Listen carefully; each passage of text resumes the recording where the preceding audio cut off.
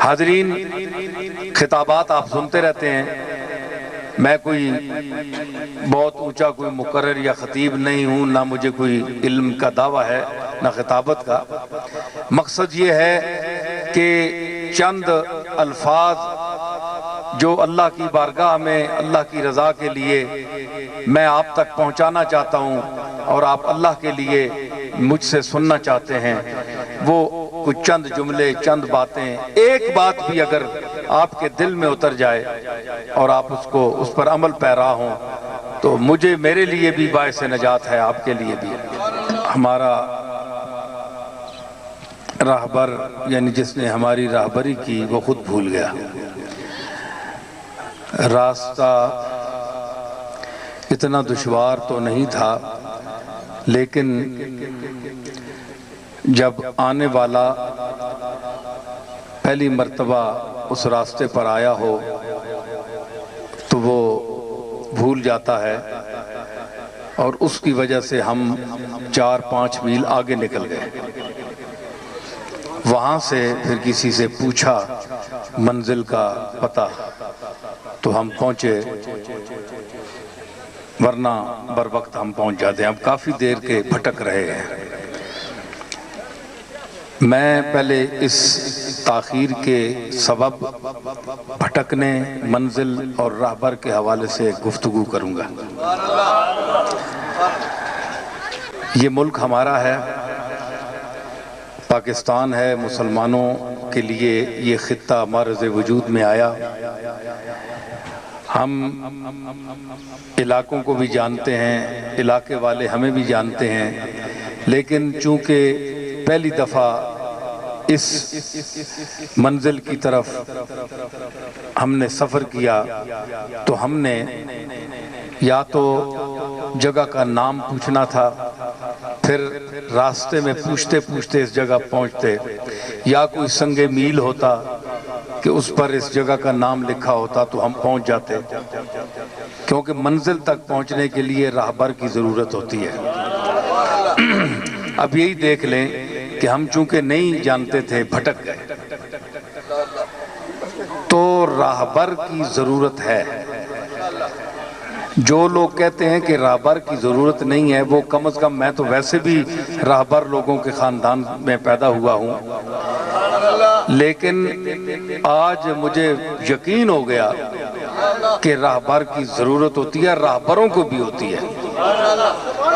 ہم راہبر خاندان کے آدمی ہیں، لیکن ہمیں بھی راہبری کی ضرورت ہے۔ منزل تک پہنچنے کے لیے نشان منزل ہو یا راہبر ہو، اور اگر راہبر خود بھٹکا ہوا ہو تو وہ پھر سارے مسافروں کو، سارے قافلے کو بھٹکا دیتا ہے۔ عربی کا ایک شعر ہے، اذا کان الغراب دلیل قوم سیہدیہم طریق الحالکین، کہ کوا جب کسی قوم کا رہنما ہو تو وہ کھنڈرات میں یا ویرانوں میں ہی انسان کو لے جائے گا۔ تو اللہ ایسے راہبروں سے بھی بچائے کہ جنہیں خود منزل کا پتہ نہ ہو اور قافلے کو لے کر چل پڑیں۔ یہ ہمارا جو ملک ہے، آج اس کے راہبر بھی بے نشان منزل کی طرف رواں دواں ہیں۔ منزل متعین نہیں ہے، اسی لیے بھٹک رہے ہیں۔ قائد اعظم محمد علی جناح مرحوم کے بعد آج تک اس ملک کو کوئی اچھا قائد نہیں ملا۔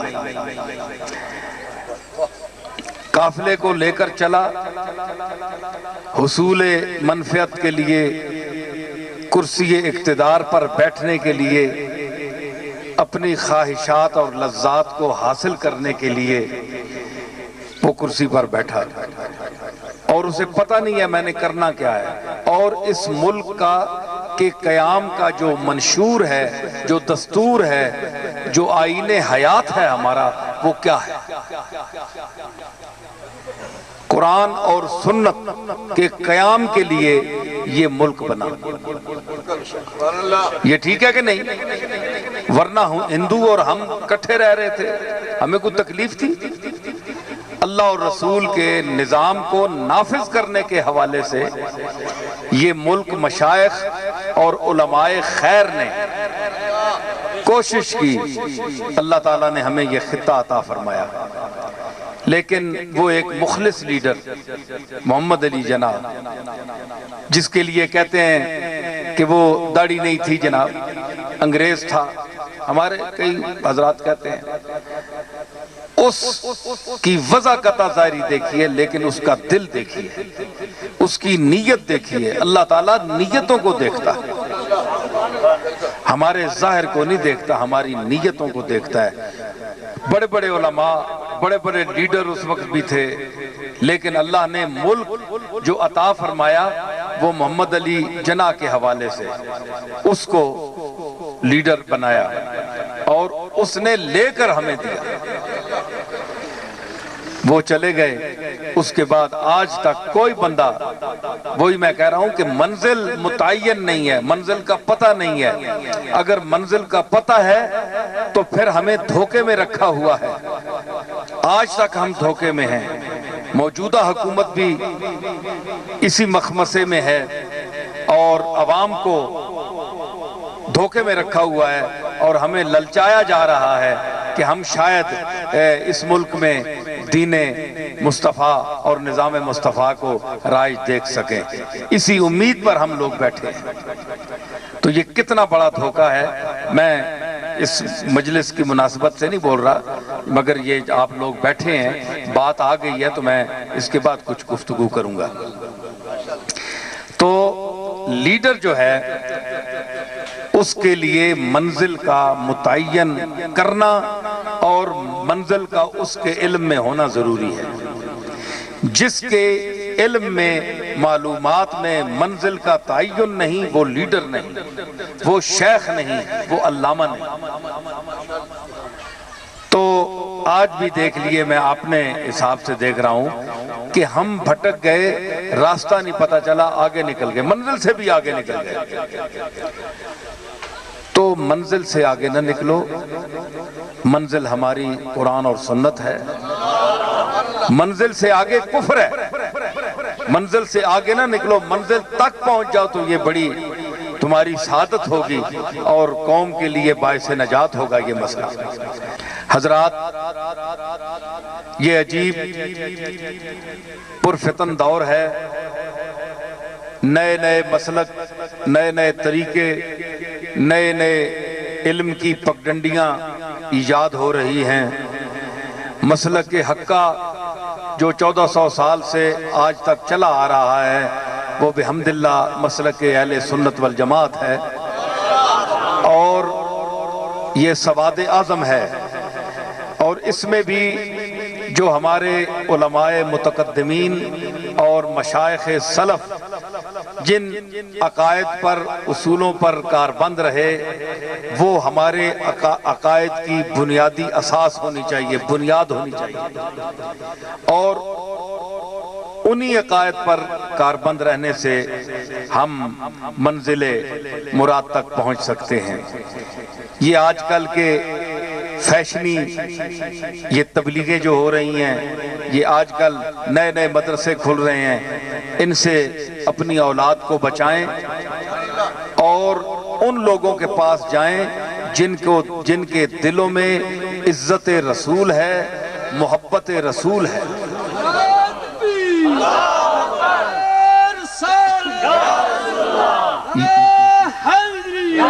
یہ میں خاص بات آپ کو ایک درگاہ کا ایک فرد ہونے کی حیثیت سے میں آپ کو تلقین کر رہا ہوں کہ چاہے ہماری درگاہوں کو آپ مانیں نہ مانیں، ہمارے بزرگوں کو آپ مانیں نہ مانیں، یہ اللہ جانے اور آپ جانیں، لیکن کملی والے کی محبت ہم سب کا ایمان ہے، حضور کی عزت ہمارا ایمان ہے۔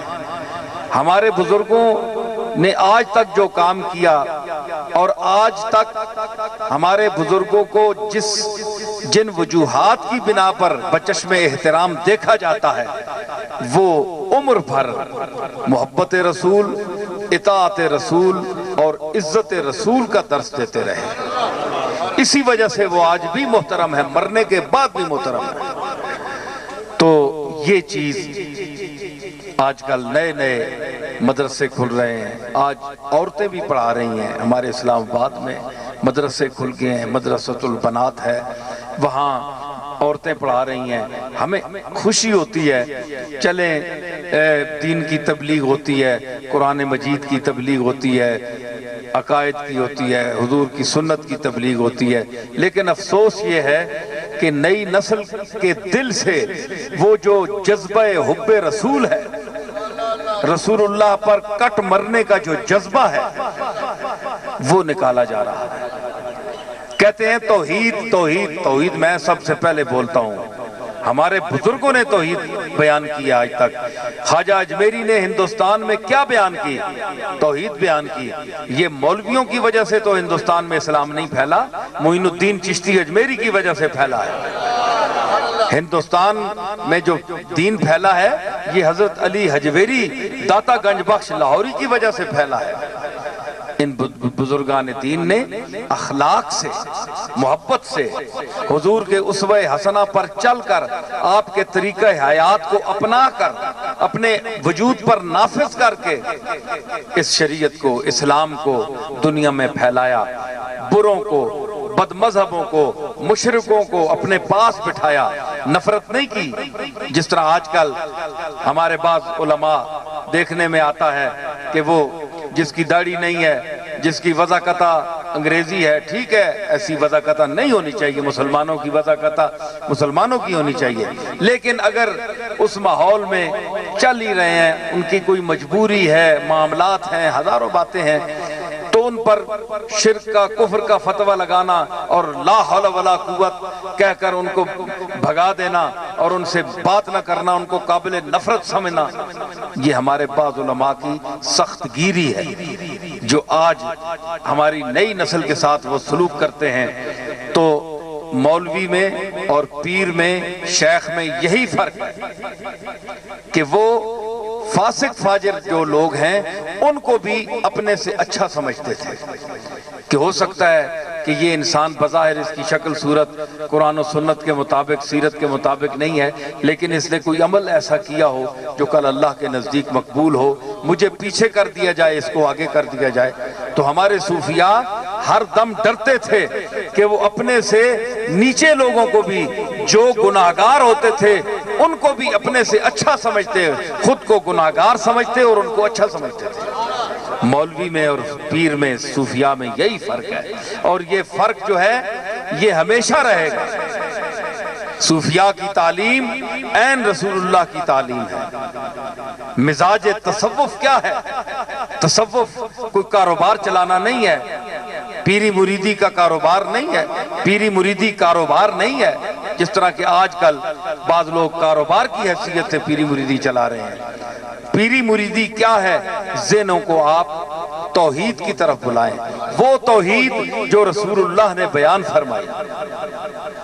یہ توحید نہیں ہے کہ آپ ان لوگوں کو جن کو اللہ نے کوئی عزت اور مرتبہ اپنی طرف سے عطا فرمایا ہے، آپ ان کی بھی بے عزتی کر دیں اور پھر اللہ کو بڑا ثابت کریں۔ یہ کبریائی نہیں ہے۔ اللہ نے اگر ایسا تھا تو اللہ نے مومنین کو عزت کیوں دی؟ کیا عزت دے کر مسلمانوں سے ان کو بے عزت کرانا چاہتا ہے؟ ایسی بات نہیں ہے۔ جس کو وہ عزت دیتا ہے وَتُعِزُّ مَن تَشَاءُ وَتُذِلُّ مَن تَشَاءُ، جس کو چاہتا ہے عزت دیتا ہے، جس کو چاہتا ہے ذلیل کرتا ہے۔ تو جن کو عزت دی ہے ان کو کون رسوا کر سکتا ہے؟ وہ خود رسوا ہوتے ہیں۔ فاضل بریلوی کے غالباً چھوٹے بھائی حسن رضا کا شعر ہے، کہیں بھونکتے مر گئے ان کے دشمن، بتاؤ یہاں دال کس کی گلی ہے۔ تو یہ ہے نا کہ دشمن ان کے بھونکتے مر جائیں گے، آج بھی بھونک رہے ہیں، لیکن نہ انبیاء کی شان میں کوئی فرق آیا، نہ اولیاء کی شان میں فرق آیا، نہ صحابہ کی شان میں فرق آیا، اور نہ اہل بیت کی شان میں فرق آیا۔ جو اللہ کے مقبول ہیں، اللہ نے جن کے دلوں میں ان کی محبت یا کسی کی محبت بھی ڈال دی ہے، آپ میں سے کسی کی محبت کسی کے دل میں ڈال دی ہے، اس کو کوئی شخص نکال نہیں سکتا جب تک وہ خود نہ نکالے۔ یہ ہاتھ، یہ قبضہ، یہ اختیار، یہ سب اسی کا ہے۔ اسی کے ہاتھ میں ہر چیز کی بیدہی ملکوت کل شیء، فرماتا ہے کہ اس کے ہاتھ میں ہے ہر چیز کی ملکیت کلی۔ آپ، میں، ہم سب مجازی ملکیت کے مالک ہیں، ہمیں عارضی طور پر عطا فرمائی گئی، لیکن حقیقی ملکیت کس کی ہے؟ مالک کی ہے، جس نے یہ پہاڑ پیدا کیے۔ آپ پوچھیں امریکہ سے، جاپان سے، جو آج بڑے تہذیب یافتہ ہیں اور متمدن ہیں، بڑے بڑے آلات اور بڑی بڑی چیزیں ایجاد کی ہیں، بڑے دماغ رکھنے کے وہ مدعی ہیں، ان سے پوچھیں کہ یہ پہاڑ کیا تم نے پیدا کیے؟ اتنی بڑی جو پتھر اور یہ پہاڑ جو آپ کو سلسلہ کو نظر آ رہا ہے پوری کائنات میں، یہ دریا، یہ درخت اور یہ جتنی بہار کا آنا، خزاں کا جانا، یہ جتنا نظام ہے، یہ کس نے پیدا کیا ہے؟ آپ سوچیں، کس نے پیدا کیا؟ اللہ نے پیدا کیا۔ ہر انسان جواب دے گا، ہر حکومت جواب دے گی کہ ہم یوں ہی دیکھتے چلے آ رہے ہیں، یہ تو ہم سے پہلے کے پیدا ہیں جی۔ تو اسی خالق کی طرف توجہ کرو، وہی خالق ہے آپ کا، میرا، ہم سب کا، اور اسی کی طرف اپنی حاجات لے جائیں، اسی کے سامنے اپنی حاجات پیش کریں۔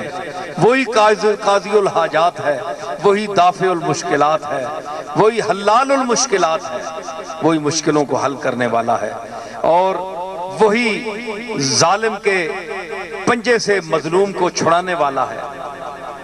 اس کے ہاتھ میں سب اختیار ہے، سارا اقتدار ہے۔ یہی ہمارے صوفیاء نے تعلیم دی۔